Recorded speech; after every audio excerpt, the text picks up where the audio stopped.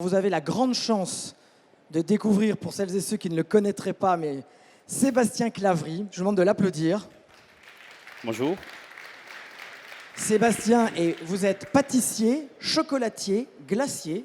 C'est ça. En 2005, vous faites la rencontre de votre vie professionnelle, Pierre Hermé.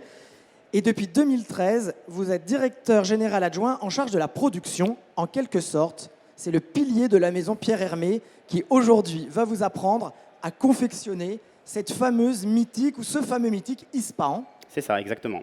Et donc, vous allez nous expliquer, leur expliquer ce qu'est l'Ispahan. Et surtout, nous allons pouvoir assister à sa fabrication. Et après, vous devrez faire encore mieux chez vous. Donc, Bon courage.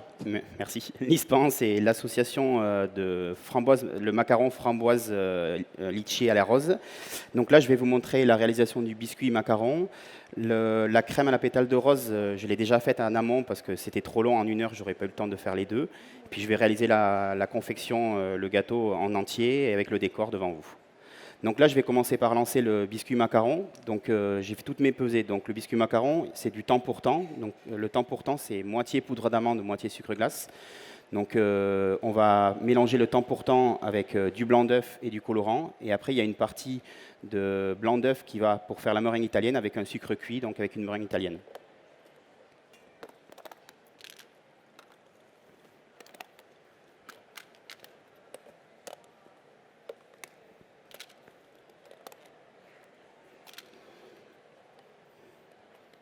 Donc là, je vais mettre l'eau dans la casserole pour le sucre cuit. Donc on commence toujours par l'eau avant le sucre pour pas que ça coagule, parce que sinon ça risque de cramer. Et en fait, quand on fait une meringue italienne, on évite de mélanger l'eau et le sucre parce que ça fait masser, ça fait trancher, le sucre va cristalliser et du coup ça crame. Donc on commence toujours par l'eau dans la casserole avant le sucre.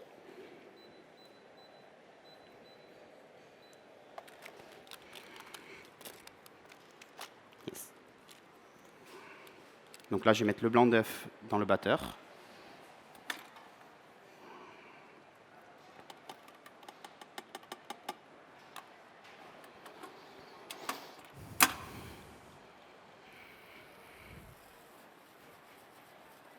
Donc là, on va cuire le sucre à 118. Une fois que c'est à 118, on va couper la température et on va verser gentiment sur le blanc d'œuf qu'on aura préalablement commencé à monter.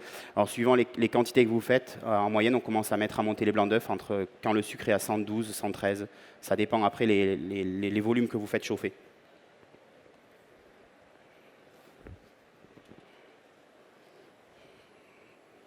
Donc là, je ne sais pas si vous voyez, mais on voit le sucre commence à cuire, commence à bouillir.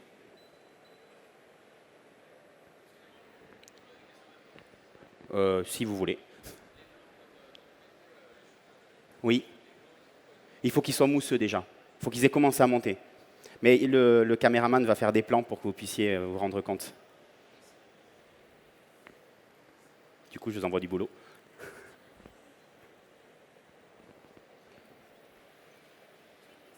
Oui.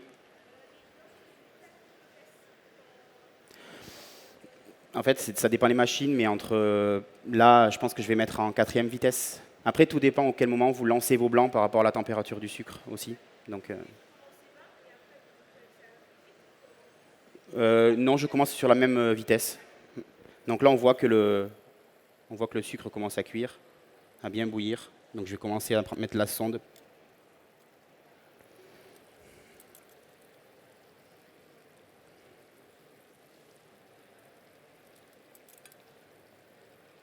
Donc faire attention que la sonde ne touche pas le dessous de la casserole, parce que le dessous de la casserole, comme est en contact avec l'induction, c'est beaucoup plus chaud que l'intérieur de la casserole. Donc là, on voit, on est à 109.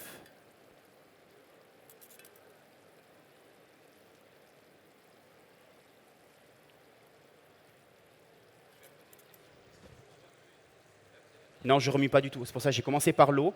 Comme ça, le sucre commence à fondre dans l'eau, parce que si vous remuez, vous risquez de faire cristalliser le sucre et il va masser, en fait, c'est ce qu'on appelle masser. Du coup, vous êtes bon pour le jeter et recommencer. En fait, plus vous le travaillez quand il cuit, et plus vous avez de chances que le sucre cristallise. En fait, vous avez besoin de vous servir du pinceau que si vous mélangez votre sucre. Là, vous voyez sur le bord de la casserole, il n'y a rien. Donc là, je vais lancer mes blancs d'œufs. Donc, je vais les aider un peu à la main parce qu'il n'y en a pas beaucoup dans la cuve, donc je vais les commencer au fouet un petit peu.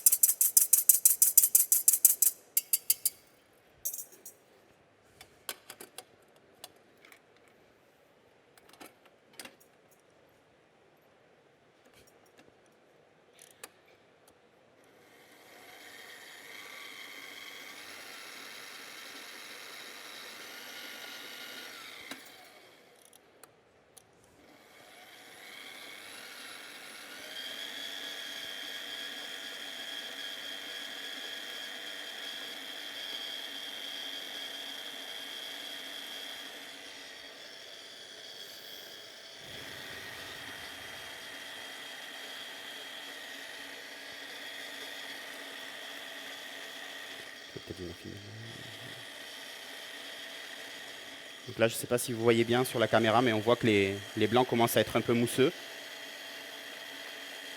Donc après, on voit aussi au niveau des bulles d'air, les bulles d'air deviennent de plus en plus petites.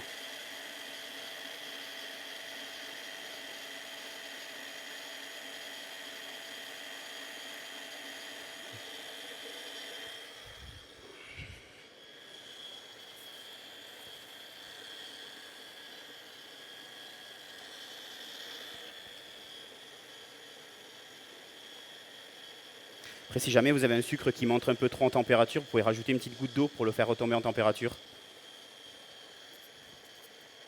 Voilà, donc là, je suis bon. Donc là, je vais le verser sur les blancs d'œufs.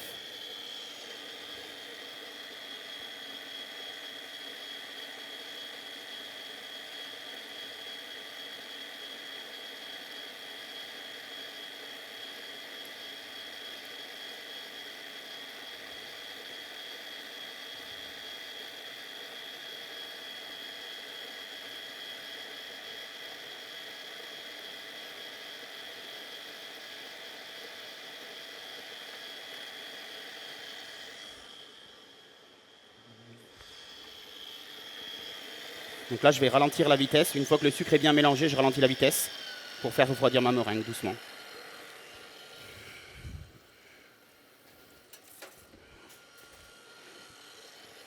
Donc là, je vais mettre mon temps pour temps dans le cul de poule.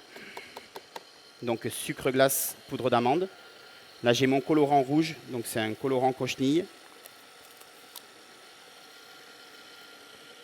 Donc je vais le mettre dans mon blanc d'œuf.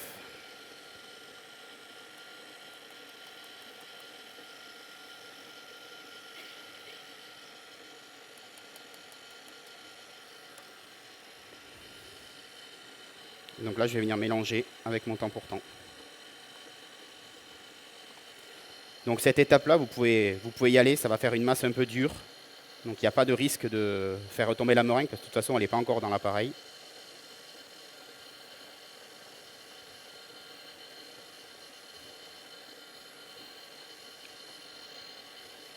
Donc ce que je vous montre là, c'est la base pour tous les biscuits macarons, pour tous les macarons. C'est-à-dire que vous preniez un macaron à la pistache ou un macaron à la rose ou un macaron au citron, la base c'est la même, c'est juste le colorant qui vient faire la différence.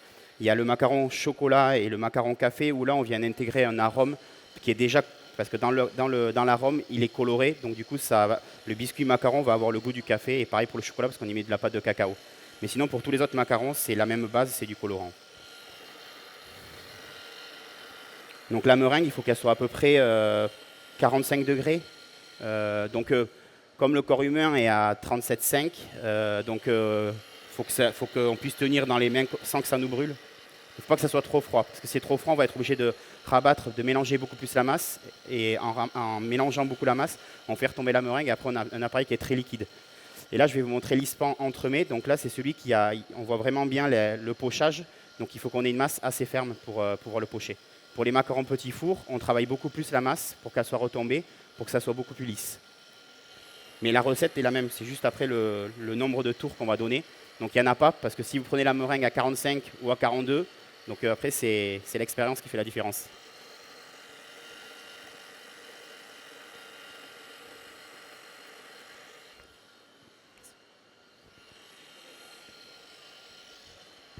J'entends pas avec le batteur, excusez-moi. Je les mélange, je les ai détendus avec le blanc d'œuf et c'est pas dans les blancs, non, non, pas dans la meringue.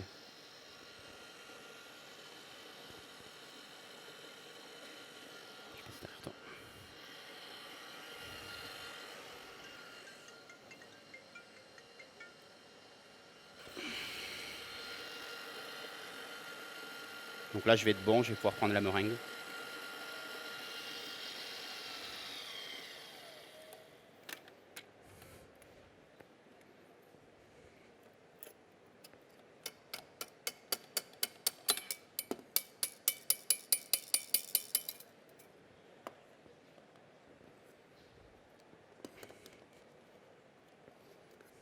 Donc là, j'en prends un tout petit peu. It's okay. J'en mets un tout petit peu que je vais travailler quand même assez vite. C'est pas grave si cette partie-là retombe parce que c'est juste pour détendre un petit peu mon temps pour temps avec le colorant. Voilà.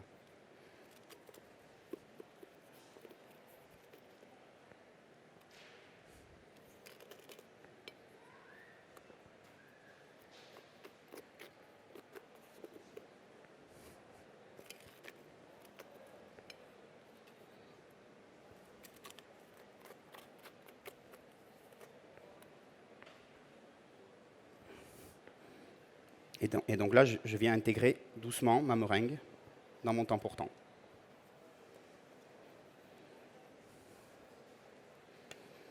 Donc je viens régulièrement nettoyer ma spatule ou ma maryse parce que le temps pour temps reste collé sur le...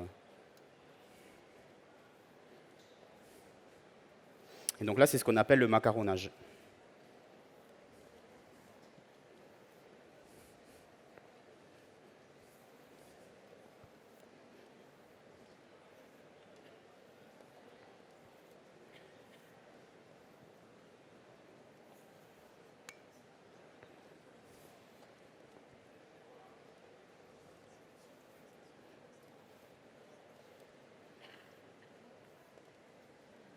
Voilà. Donc là, pour les entremets ispahan, l'appareil est assez mélangé. Mais pour les petits fours, que cet après-midi, il y a une autre démonstration, vous verrez, l'appareil sera beaucoup plus retombé, beaucoup plus lisse, beaucoup plus brillant que là.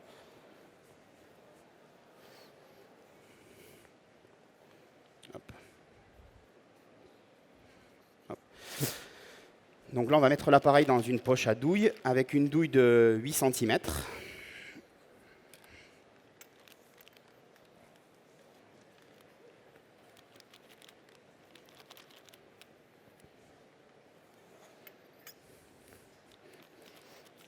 Il vaut mieux avoir un appareil qui n'est pas tout à fait lisse au niveau de la coloration, parce que si vous voulez avoir quelque chose de vraiment très homogène et très brillant, très parfait, vous risquez de trop mélanger et de faire trop retomber votre appareil. Donc là, j'ai fait, ici vous avez un chablon, enfin ce que nous on appelle un chablon, donc j'ai dessiné le modèle sur la feuille, je vais mettre une autre feuille de cuisson dessus, puis je vais essayer de rester dans le cercle. Donc je vais mettre sans les plaques. Donc on va mettre...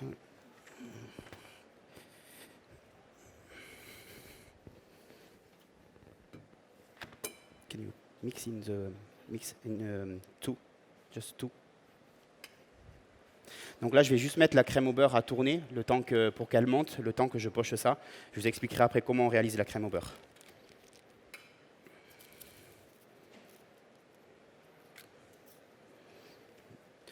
Donc là, je commence à pocher mon biscuit macaron. Donc je fais tomber mon appareil en escargot. Donc j'ai ma main droite qui fait la pression sur la poche et j'ai ma main gauche qui guide la douille.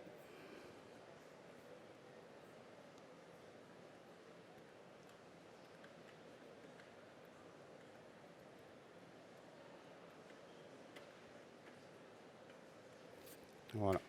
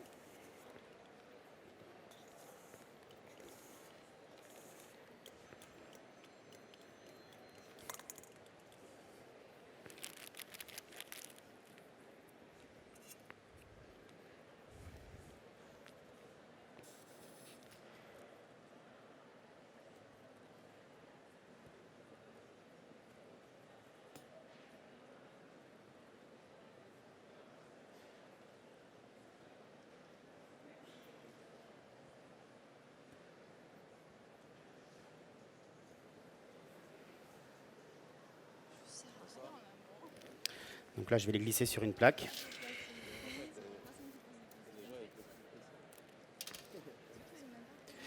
Là, on est sur un 18 cm.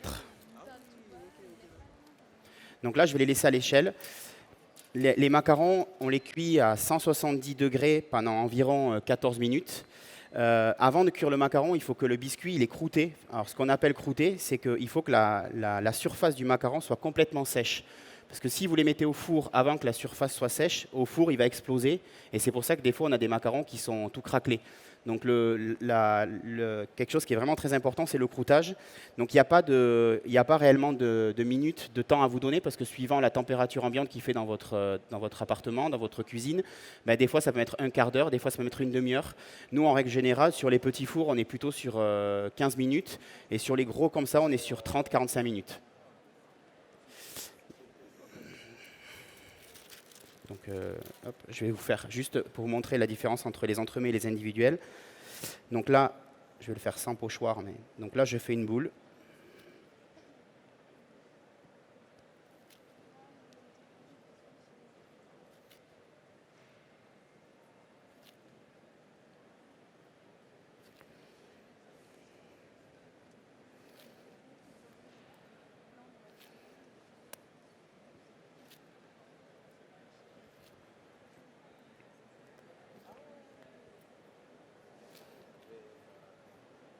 Donc vous voyez, ma masse est très dure.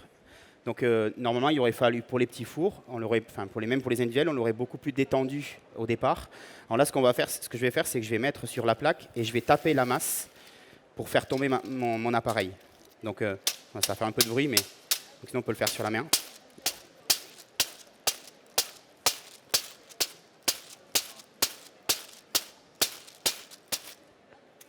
Donc là déjà, le fait de taper la plaque, ça permet d'enlever la petite pointe qu'il y avait sur le pochage. Et puis après, ça dimensionne le macaron au diamètre auquel j'en ai besoin. Donc les individuels, on est sur 7,5 cm de diamètre. Et donc là, pareil, il faut les laisser croûter avant de les cuire. Donc je pense qu'on les mettra au four juste avant la fin de la démo. Voilà, donc, tadadam, 1h30 plus tard, le biscuit macaron, donc cuit, donc on voit bien les escargots. Au milieu, on a tendance chez Pierre Hermé à sous-cuire le biscuit, parce que s'il est trop cuit, après c'est pas bon en dégustation et on a un biscuit qui est cassant. Donc on voit, si je touche, on voit que ça s'écrase sans que ça casse le biscuit macaron. Donc ça reste moelleux à l'intérieur. Donc je vais revenir sur ma crème au beurre. Donc la crème au beurre, c'est une crème anglaise, donc c'est jaune d'œuf avec un sirop de sucre qu'on met sur les jaunes.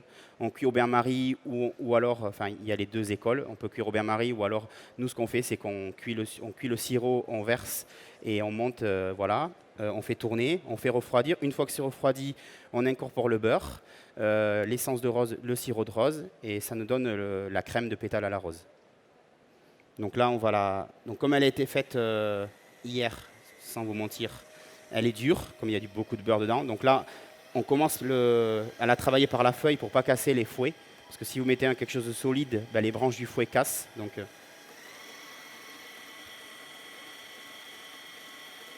ce qu'il faut, les crèmes au beurre, il faut qu'elles soient aussi très aérées. Il faut beaucoup les émulsionner pour faire incorporer l'air, pour qu'on ait quelque chose de très aéré. Parce qu'elle pourrait être bonne à manger là, comme ça, à l'état dur, mais ça donnerait quelque chose de très très grand en bouche.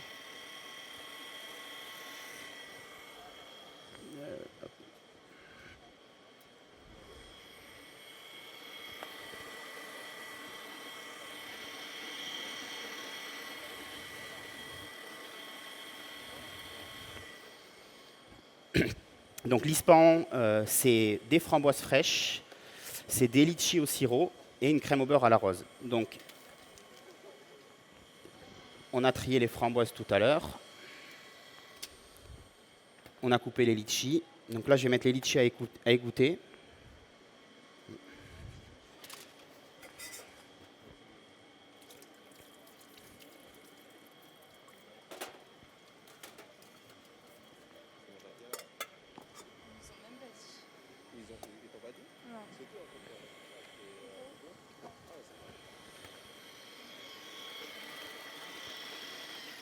Donc là, ma crème au beurre est ramollie, donc je vais sortir ça. Ah mais nous c'est bourbier, laisse tomber. On est à la manute. Apparemment on va faire aussi du Yes. comment ça s'appelle encore. Alors, qu'est-ce qu'il veut? Ça va être Yes.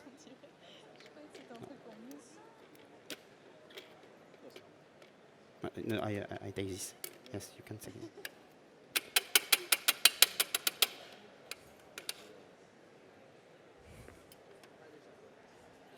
Donc ça, normalement, il faut le garder parce qu'il y a la sécurité dessus. Donc,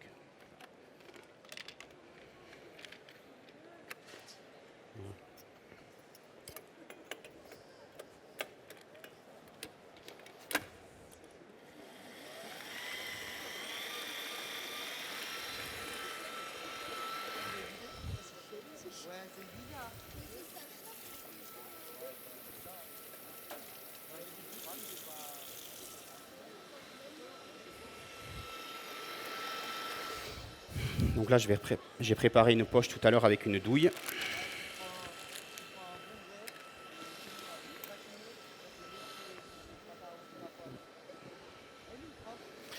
Donc après, on décore sur le gâteau, c'est des pétales de rose avec des framboises. Donc les pétales de rose, c'est pareil, on les trie parce que tout ce qui est noirci, on le retire parce que ça, c'est pas joli sur le. Donc on fait vraiment sur une rose, on garde à peu près 20% de la rose pour le décor. Et sur le gâteau, donc sur le gâteau 3-4, on met 3 pétales de rose. Sur le 6-8, on en met 5. Et sur le 10-12, on en met 7. Donc toujours impair. C'est toujours plus joli en décor d'avoir quelque chose d'impair que quelque chose de pair.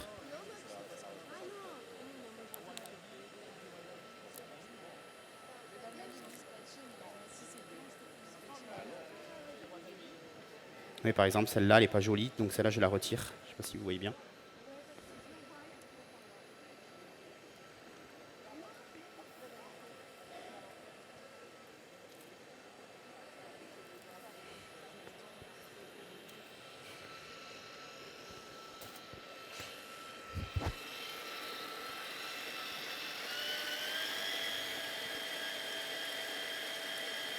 Donc la crème au beurre, elle passe par 2 étapes. Le beurre commence à se séparer de la crème anglaise quand on remet à monter.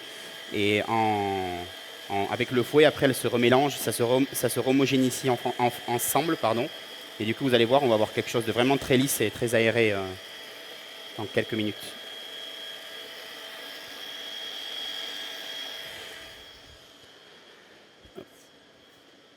Donc après, chez Pierre Hermé, les recettes qui sont faites au laboratoire sont exactement les mêmes qui sont dans les livres grand public. Donc, à moins des erreurs d'écriture qu'il peut y avoir des fois quand ils rédigent. Donc, ça arrive que des colorants qu'ils oublient une virgule ou quelque chose. Mais sinon, les recettes sont les mêmes que j'utilise au laboratoire avec mes équipes, que ce soit en France, au Japon. On ouvre aujourd'hui, là en ce moment, on est en train d'ouvrir à l'hôtel Morpheus à Macao. C'est pour ça que Pierre Hermé n'est pas là. Donc, à Macao, les macarons qui sont réalisés sont exactement la même recette qu'ici. Donc, on fait le même sourcing sur les matières premières. Dans la mesure du possible, ils achètent la même matière première ou sinon ils sourcent sur place. Par exemple, le chocolat qui est dans les macarons chocolat qui sont réalisés ici au Japon, c'est le même chocolat, ils viennent tous de chez Valrhona. Enfin, donc, ça permet d'avoir une régularité aussi sur le produit et que celui qui l'achète à Dubaï ait le même produit que celui qui l'achète à Paris. Tu peux peut-être venir.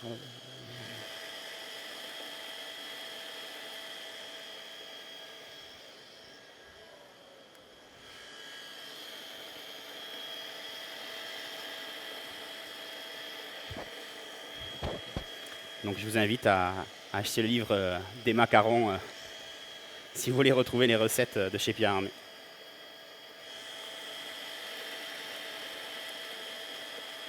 Donc la crème au beurre, c'est quand même assez long comme appareil à réaliser. Donc même si vous la faites en direct à la maison, il faut bien compter 3 quarts d'heure, 1 heure entre le moment où vous commencez à faire le sabayon, que vous mélangez le beurre, qu'elle se reprenne. C'est vraiment quelque chose d'assez long. Mais c'est quelque chose qu'on peut faire en avance et conserver sans aucun problème. Enfin, 5-6 jours, ça ne bouge pas dans le frigo. Après, les macarons que... Alors, ça, c'est un macaron entremets. Donc, comme j'expliquais, c'est un macaron qui est sous-cuit. Donc, c'est quelque chose qui peut être mangé en suivant de la réalisation. Par contre, sur les macarons petits fours qu'on va faire cet après-midi, on ne peut pas déguster un macaron qui est fait du jour. Il faut toujours lui laisser 24 heures à 48 heures à reprendre l'humidité au frigo. Parce que comme les coques, les biscuits sont secs et que les ganaches sont toujours tendres, quand vous croquez, vous avez un biscuit qui est sec. Donc, vous allez avoir la ganache qui va sortir par les côtés. Donc, suivant l'humidité que vous mettez dans votre ganache, il faut laisser au minimum 24 heures reprendre au frigo. C'est-à-dire que si vous faites un macaron aujourd'hui parce que vous avez des invités ce soir, ça ne marchera pas. Enfin, ce ne sera pas terrible. Donc là, on voit que la crème au beurre commence à bien s'aérer. On va attendre encore un petit peu.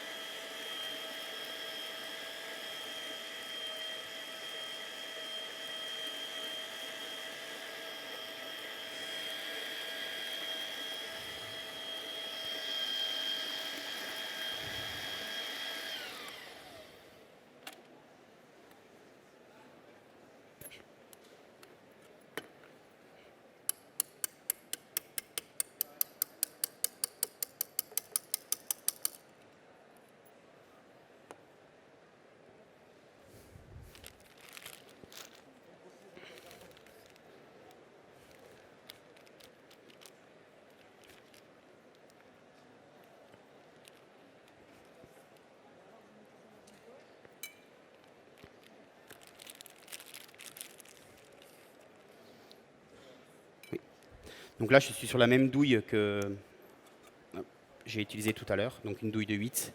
Donc là, je sors mon biscuit du dessus, et pareil, je vais venir pocher en escargot. Donc pas trop épais, parce que la crème au beurre est quand même, c'est assez gras et sucré, donc faut pas qu'il y en ait trop.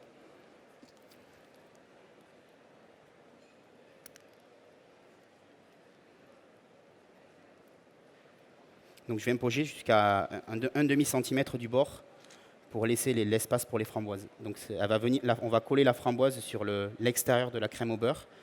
Et il faut qu'avec l'autre côté de la framboise, on arrive au bord du gâteau du biscuit macaron. Voilà. Donc je garde ma poche parce que j'en ai besoin pour remettre sur le dessus.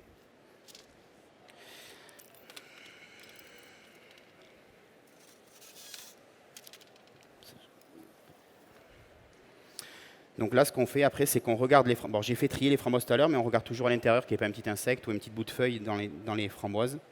Et donc là, je mets tout autour. Je serre mes framboises les unes contre les autres, tout autour du biscuit.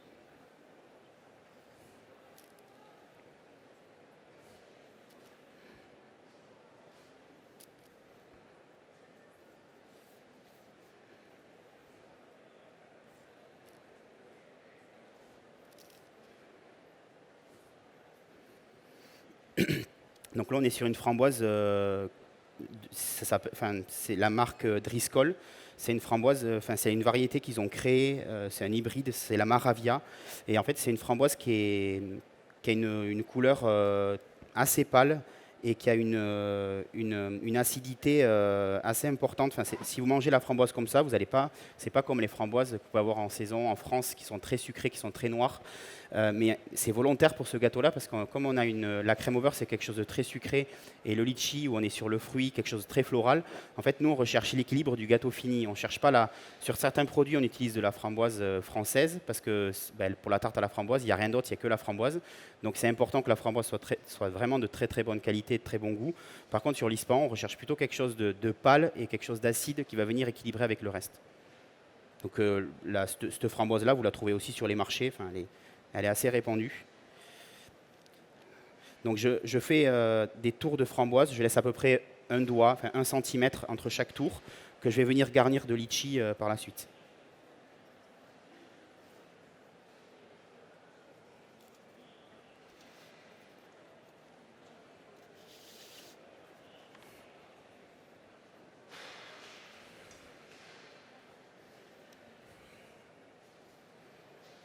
En fait, elles sont triées, mais la déformation fait que je regarde quand même en dedans.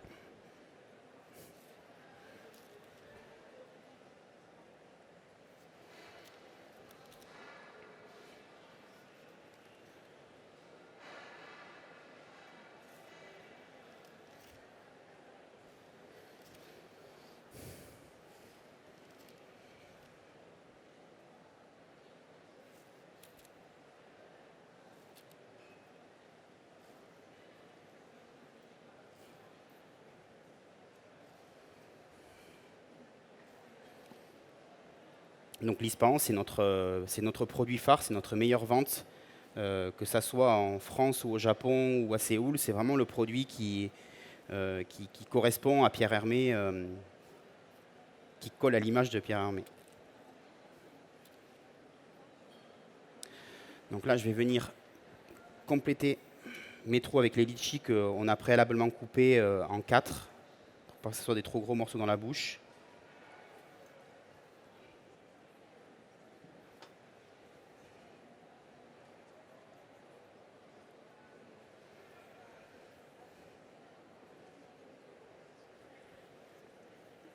Donc il faut faire attention de bien les égoutter, mais pas trop les presser non plus, pour garder un petit peu d'humidité du gâteau, mais enfin, dans le gâteau. Il ne faut pas en avoir trop parce que sinon ça va faire que l'humidité va essayer de s'infiltrer. Comme la crème au beurre, c'est quelque chose d'assez lisse, elle n'arrivera pas à rentrer dedans, donc du coup elle va venir s'infiltrer dans le macaron et ça va faire que le macaron va détremper.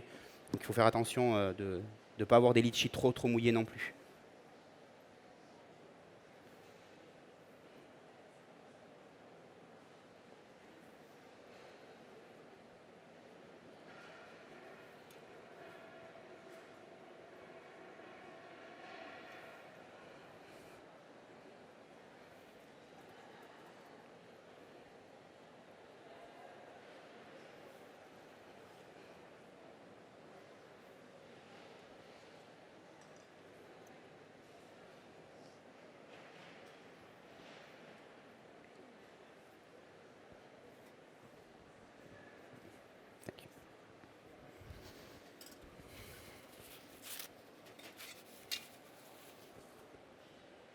Donc là, je vais venir recouvrir de crème au beurre. Donc on ne recouvre pas intégralement, c'est juste pour coller le biscuit macaron du dessus. Parce que sinon, pareil, si on en met trop, après, on est vraiment sur quelque chose de beaucoup trop gras, trop sucré.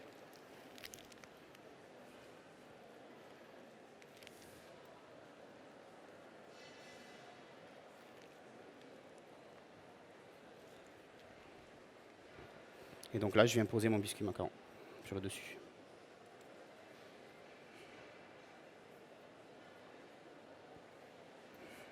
Voilà. Hop. Donc, je vais regarder mes macarons. Donc là, en fait, je mets le doigt dessus et là, on voit que ça colle encore. Là, c'est pas assez sec et les individuels, c'est sûr que ça sera pas assez sec. Voilà, vous voyez, ça colle au doigt. Je sais pas si... On voit que quand je le fais avec le doigt, vous voyez, le biscuit reste sur le doigt. Donc là, et donc là, je vais venir par... Oups.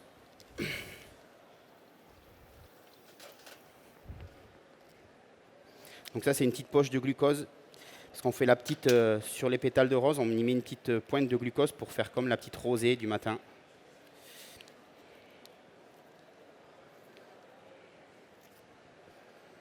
Donc,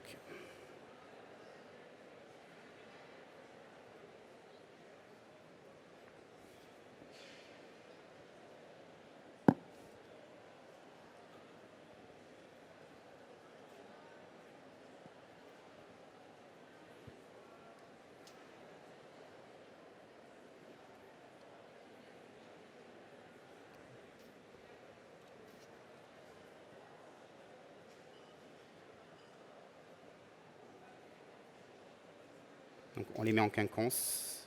Hop.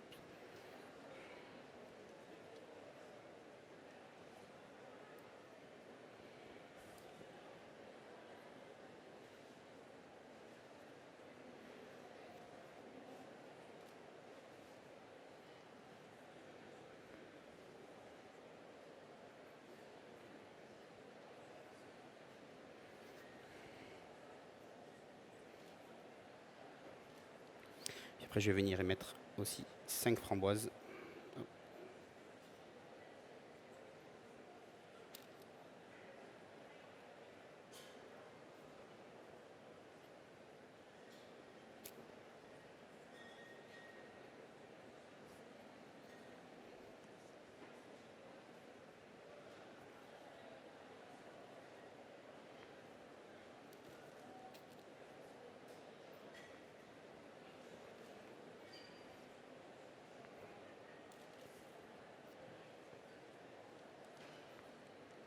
Et je vais finir avec le petit logo. pareil, que je viens coller.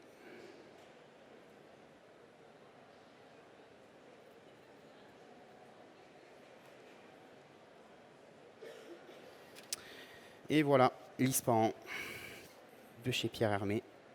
Hop.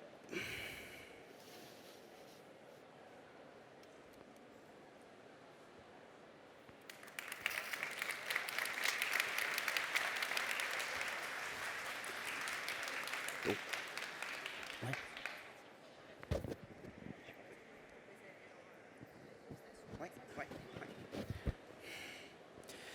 Donc si vous avez des questions, c'est le moment. Comment? Oui. Non. Moi, ça fait 13 ans que je suis chez Pierre Hermé et ça fait 13 ans qu'on fait la même recette. Que ça soit pour faire des démonstrations comme ça ou en labo pour faire des petits fours ou des entremets, la base est toujours la même, tout le temps. Et je vous dis, le colorant, c'est juste le colorant qui fait la différence sur la coque de macaron. Donc même les matières premières, le temps pour temps, par exemple, on l'achète, on le fait faire. Au début, on achetait les amandes, on broyait avec le sucre glace. Maintenant, on le fait faire par une société. Et je ne change pas de fournisseur parce que en fait, l'humidité de l'amande joue vraiment un rôle très important dans le biscuit macaron. Donc, même si on a des fournisseurs qui nous proposent des fois des prix qui sont beaucoup plus compétitifs, on reste ça parce que bon, on fait quand même beaucoup de macarons, donc on ne peut pas avoir d'instabilité sur le produit final. Donc oui, en fait, il y a eu deux éditions de livre macaron, mais si vous prenez le premier, il y a des recettes en doublant sur les deuxièmes, vous verrez que c'est le même biscuit macaron. Madame. Oui, bonjour. Rebonjour. Quand vous avez mélangé le colorant, vous avez utilisé un blanc d'œuf, enfin Oui. du blanc d'œuf. Oui. Je veux savoir la quantité. La quantité, c'est 100... attendez, j'ai la recette, parce que je la connais plutôt pour 4 kilos. Donc le biscuit macaron, c'est 125 g de poudre d'amande, 125 g de sucre glace, 55 g de blanc d'œuf, et voilà, et 2 g de colorant. D'accord, donc c'est les 55 grammes et 2 grammes de colorant. Ouais, non, 2 g de colorant pour 55 g de blanc d'œuf. D'accord, merci. Pour 250 g de temps pour temps. Enfin, moitié amande, moitié sucre glace. Merci. Donc là, on vous propose une dégustation, le macaron ispahan, donc qui est le macaron revisité au départ de ce produit-là. Donc on est sur une pâte de fruits framboise et une crème au beurre à la rose, exactement la même que vous avez ici. Combien on peut garder le gâteau, l'entremet? Tout dépendra de la framboise que vous allez mettre dedans. Si vous prenez une framboise qui est déjà très poussée en maturité, elle risque parce que le fruit va continuer à travailler dans le frigo, même dans le gâteau. Donc si vous avez des framboises fraîches du jardin, il vaut mieux le manger le lendemain. Par contre, un ispahan, avec des framboises comme ça, nous, on arrive à les garder 2 jours à peu près. C'est-à-dire qu'au vu des volumes, on a des équipes qui commencent à les produire la veille et puis après, ils sont décorés le matin avant de la mise en vente. Et ceux-là? Les macarons, on les conserve entre 4 et 5 jours au réfrigérateur. D'accord. Dans une boîte Une boîte hermétique. métal, comment métal ou plastique? Oui, tout à fait. Faut s'enfermer de l'humidité. D'accord. S'il y a l'humidité qui rentre, le biscuit va remouiller. Et...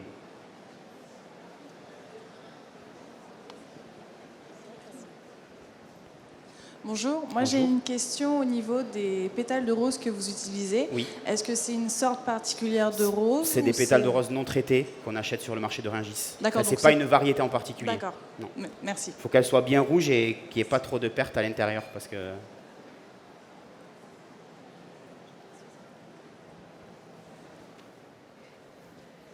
Bonjour. Bonjour. Quelle est l'histoire de l'origine de l'ispahan, le mélange des goûts et de saveurs? C'est un gâteau qu'il avait créé chez Fauchon en 96, si je ne dis pas de bêtises.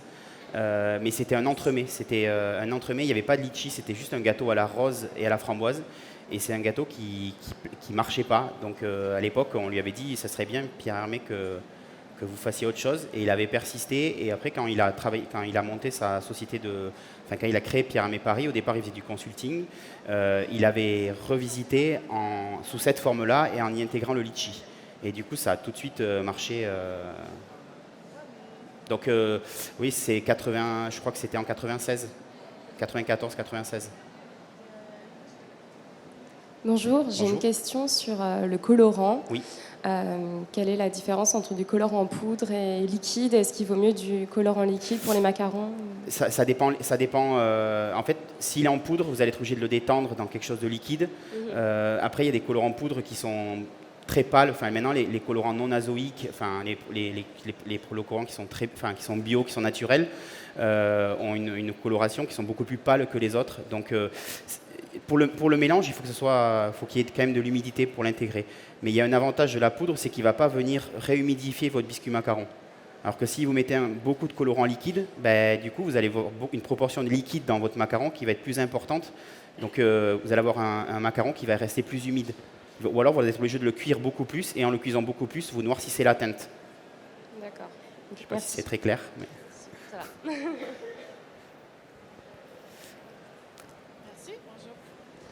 Bonjour, vous n'avez pas parlé du tamisage. Est-ce que c'est si important que ça ou pas? J'ai pas entendu, excusez-moi. Vous n'avez pas parlé du tamisage sucre, glace, crème d'amande. Est-ce que c'est En fait, important que ça ou pas? Si vous voulez avoir quelque chose de très très lisse, oui. Mais si on regarde là, ici, nous on a l'escargot et on voit qu'on a des petits grains d'amande qui dépassent. Nous, ça ne nous dérange pas. Ça ne joue pas un rôle dans le mélange de votre biscuit macaron ou dans le craquage. Ça, c'est du rêve en fait. Mais en réalité, c'est juste si le grain d'amande vous dérange ou pas, si vous voulez avoir quelque chose de très très lisse ou pas. En fait, quand c'est très très lisse, généralement, ça absorbe beaucoup plus vite l'humidité. Alors que si vous avez des grains d'amande, l'humidité va avoir plus de temps à rentrer dans le grain d'amande en fait. Bonjour. Bonjour. Oui, pardon.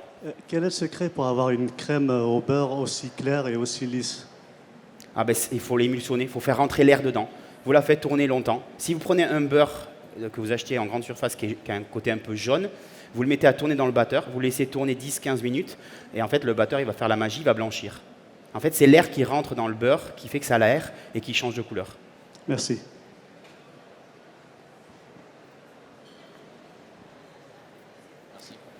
Alors moi je vais en profiter, je vais poser 2 questions. Allez-y. Le choix d'une ganache montée ou pas, il se fait comment? Et le colorant un petit peu irisé que vous avez utilisé là? En fait, c'est une poudre.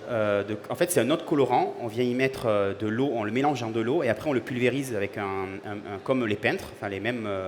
Ce que vous pouvez acheter ça à Castorama. Une fois que le biscuit macaron est cuit, on pulvérise avec ça. On donne juste une coulée pour pas qu'il y en ait partout et pour que justement ce côté irisé.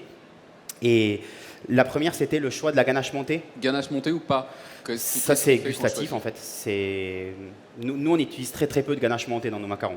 Il doit y avoir 1 ou 2 recettes. Mais nous, on est plutôt sur une base de ganache classique. Après, c'est le goût. Le ganache montée, c'est peut-être un peu plus gras qu'une ganache normale. Ah ouais? Ouais. Pour moi, oui. Je croyais pas, je croyais que c'est l'inverse. C'est plus léger, donc... en fait, plus léger, ça ne veut pas dire que c'est moins gras. Parce que la crème au beurre, si je la mets à tourner pendant 1 heure, vous allez la trouver hyper légère, mais elle est toujours aussi grasse. Ok, merci. Par exemple, dans nos ganaches, nous, il n'y a pas de beurre. Dans le macaron au chocolat, c'est du chocolat et de la crème. Il n'y a pas de beurre.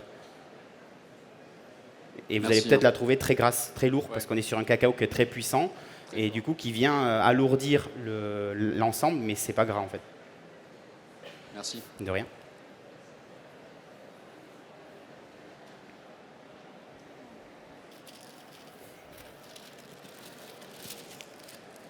Bonjour. Bonjour.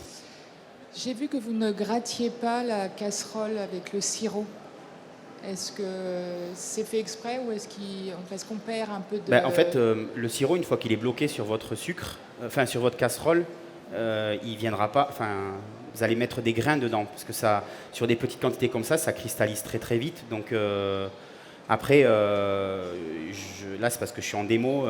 Quand on fait, nous on fait 16 kg de temps pour temps. Donc on est sur la masse, elle met beaucoup moins de temps à refroidir, donc on a beaucoup moins de pertes que sur une petite quantité comme ça. Même sur le batteur, quand j'ai versé mon sirop de sucre, il y avait tellement peu de masse que ça a mis du temps à arriver en bas, donc ça a cristallisé, le sucre a commencé à cristalliser sur le bord de la cuve. Donc oui, ma meringue est moins sucrée qu'elle devrait l'être, mais je les cuirai, donc je les laisserai ici si vous voulez revenir dans la journée, mais vous verrez que ça joue rien sur la réalisation du produit, sur la finalité du produit.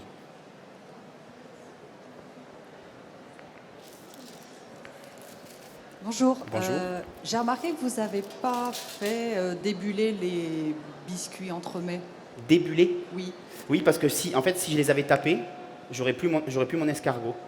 Et là, je recherche l'escargot, en fait. Ok. Il n'y a pas des risques de craquage, justement, Non. quand on fait pas... Non. Vous verrez. Vous y reviendrez cet après-midi. Ils seront là.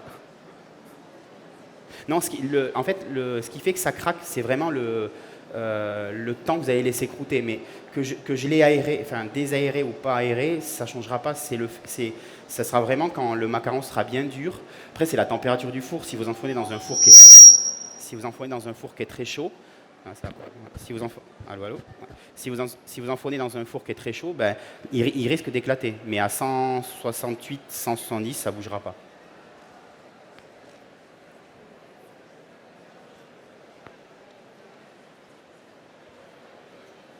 C'est reparti au fond. J'avais une question à propos des litchis. Est-ce Oui. que, quand c'est la saison, vous utilisez des litchis frais ou Non, jamais? non, jamais. Pourquoi? Alors là, vous me posez une colle. Déjà, je pense en termes d'utilisation, parce qu'un litchi frais à dénoyauter, ça reste compliqué. Et en fait, moi, j'ai besoin que mes clients, on a besoin que nos clients, quand ils viennent chez nous, ils retrouvent le même gâteau le 1er janvier que le 31 décembre, que le 15 mars. Donc, on essaye d'avoir une régularité sur les matières premières, parce que si je mets un litchi frais dedans, j'aurai vraiment un goût différent, et je suis convaincu que l'équilibre ne sera pas le même du gâteau. Mais Pierre Hermé est très ami de Christine Ferber en Alsace qui fait des confitures. Moi, j'y étais en période de litchi, et je peux vous assurer que les doigts, ils morflent quand on épluche des litchis. Enfin, parce qu'en faire 10 à la maison, c'est bien, mais des ispans, on en fait quand même, on doit faire 600 individuels par jour. Donc c'est à peu près entre 15 et 20 grammes de litchi par individuel. Puis des entremets, on en fait une cinquantaine par jour, donc ça fait vraiment beaucoup. Enfin, on est sur des gros volumes.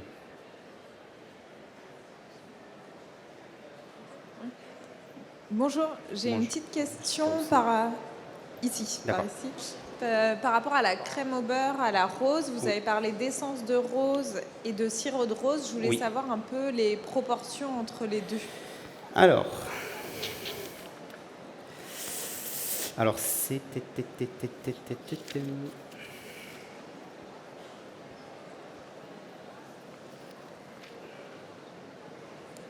donc c'est 4 grammes d'essence de rose et 30 grammes de sirop de rose. En fait, le sirop de rose, il sert de coloration parce que il est très très rouge et il vient amener le sucre. Et l'essence, c'est vraiment très peu de gouttes parce que c'est très très très puissant. Nous, c'est une essence qu'on achète chez Sevarom parce qu'il y en existe d'autres, mais entre nous, c'est celle-là qu'on a trouvé la mieux. Et le sirop, il en existe plein. Enfin, nous, on le fait venir d'Inde. Enfin, c'est un sirop qui vient d'Inde, donc il existe différentes marques Le sirop, il y a plus de facilité à trouver le même produit. Par contre, l'essence, c'est tellement puissant qu'il faut faire vraiment très attention. Il vaut mieux en mettre une goutte de moins qu'une goutte de plus. Ok, merci beaucoup. De rien.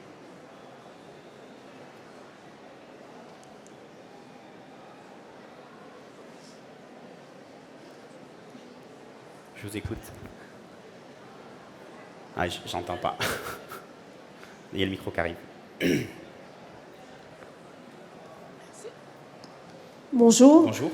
Pourquoi parfois à la cuisson, ça montre que la collerette n'est que sur un côté? Est-ce que vous les avez pochés de la même manière, au même grammage, au même... En fait, il y a des fois, il y a des choses qui se passent. Si on a une régularité, nous, ça n'arrive très très rarement. Là, je les ai pochés, les individuels, je les ai pochés à la main, sans chablon. J'en ai un qui est plus gros que l'autre. Donc du coup, il ne va pas cuire pareil. Après, il y a des fours, les fours à ventilation. Donc celui-là, il est tout neuf. Donc je vais avoir une cuisson qui va être régulière partout. Mais il y a des fours, nous, en atelier, on a des fours qui ont une dizaine d'années. Ça cuit plus en bas qu'en haut. Donc il y a vraiment beaucoup de phénomènes qui fait que si ça craque, c'est souvent parce que les macarons ne sont pas assez croûtés. Vous n'avez pas assez attendu avant de les mettre au four. Oui, alors ça craque pas, j'ai vraiment pas la collerette partout, sur le macaron. Mais après, vous êtes sur un sucre cuit, une meringue italienne? Oui. Oui. Et vous les tapez aussi? Oui. Faudrait que je vois en fait.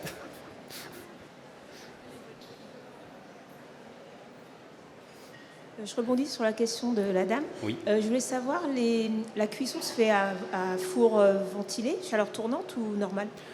Nous, on est à four ventilé, mais ça marche à four à sol. Enfin, j'ai fait mon apprentissage, on avait un four à sol et ça cuisait pareil.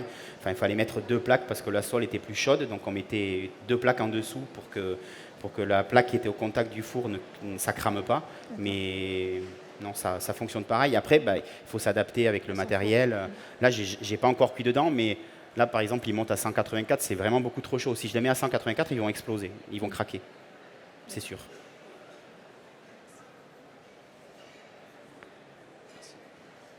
On voit beaucoup de recettes pour les macarons, et au niveau de la cuisson, 170, c'est assez haut, non?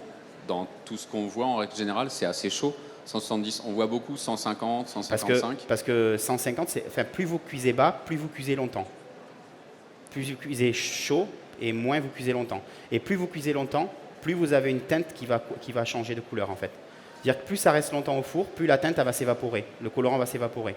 Mais c'est la taille des macarons qui fait que c'est 170 ou pas du tout?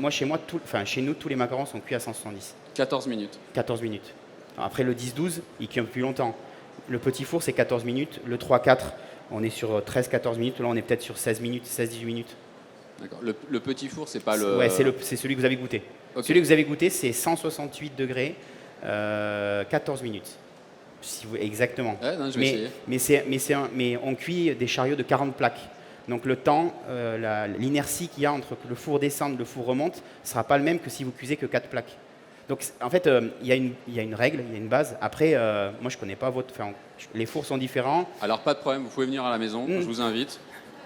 Parce que pour rebondir, on a toujours des problèmes avec les macarons. Donc, mais c'est pour ça qu'on les fait et qu'on continue à en vendre beaucoup. C'est que si c'était si facile...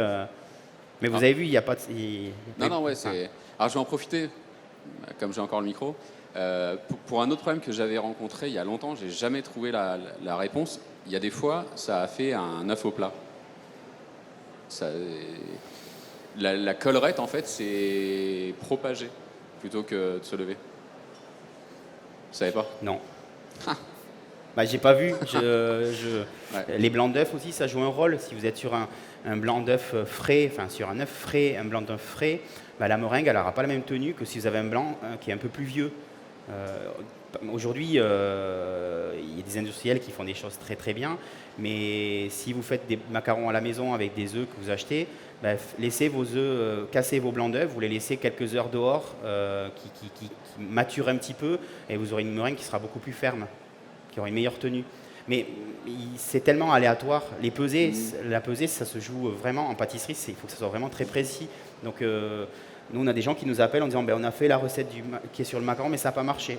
Mais vous avez mis quoi comme sucre? J'ai mis du sucre cristal. C'est marqué du sucre semoule, madame. Donc le sucre cristal, le grain est plus gros, il a un pouvoir sucrant qui est un peu plus important.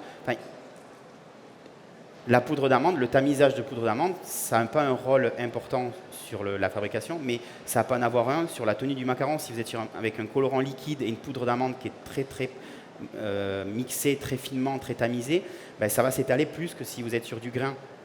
D'accord. Vous ouvrez pas, j'en profite, vous ouvrez pas le four moitié cuisson pour l'humidité? Non, parce que sur les fours maintenant modernes, il n'y a plus besoin. Il y a des cheminées, il y a des cheminées qu'on ouvre ou qu'on ferme suivant.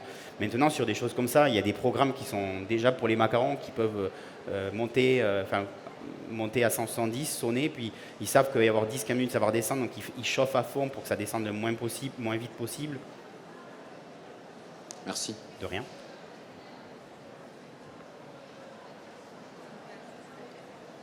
C'est bon? Ok.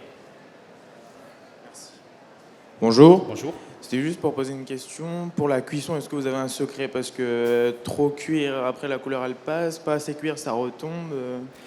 Je disais, nous on cuit entre 168 et 170 degrés. Et après, ce qui va varier, c'est le nombre de plaques que vous allez mettre dans un four. Donc en moyenne, c'est entre 14 et 18 minutes maximum. Mais ce qui est vraiment très important, c'est le croûtage. En fait, il ne faut pas sous-estimer En fait, vous pouvez laisser votre macaron 3 heures dehors. Il va cuire pareil, il n'y a pas de risque. Nous, on fait une glace qui est entourée de 2 biscuits macarons. On fait le biscuit macaron, on les laisse une nuit dehors avant de les cuire. Et le lendemain, on les repasse juste 5 minutes parce qu'en fait, en croûtant, ils sèchent, donc ils commencent à cuire avec la température ambiante. Mais par contre, ils ne cassent pas du tout. Alors que si je les cuis trop vite, je vais avoir une bulle d'air qui va se créer entre l'appareil à macaron et la surface du macaron. Et après, quand vous le prenez, il se casse en fait.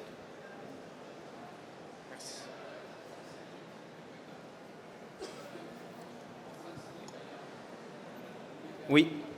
Ben là, si je les avais cuits, il y aurait eu la collerette. Mais moi, je veux un macaron lisse, je ne veux pas de collerette. Je ne comprends pas la question. Oui. Ah oui, de toute façon, ça va monter. Le macaron, il va monter.